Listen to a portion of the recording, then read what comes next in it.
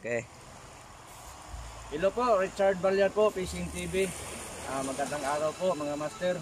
Nandito tayo ngayon sa area ng Hibok sa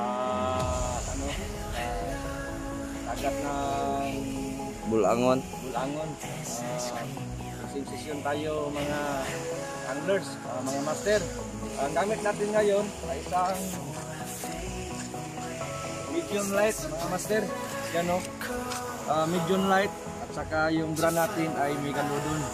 So kan siya 2.1 meters at saka ang lure niya 7 to 25 grams at saka ang kanyang grid line niya, ang line niya, ang leader line niya is 6 LB at saka ang grid line niya is 4 LB. So pagkita ko sa iyo mga master, mga ka-anglers kung anong mahuli natin. Maraming salamat.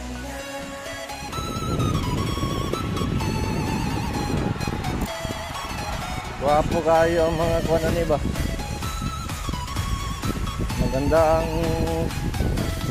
lakad-lakaran ng siwol na to. Kasi yung mga bato mamaliit. Ma-reflex ang yung mga ugat natin. Yan o.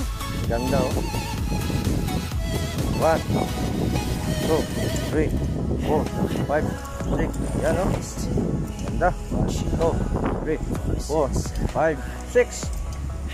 Yan.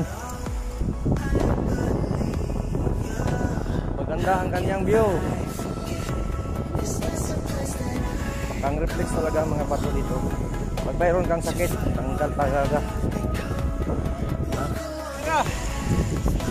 Yan mga kababayan, mga master, isang huli natin ngayon.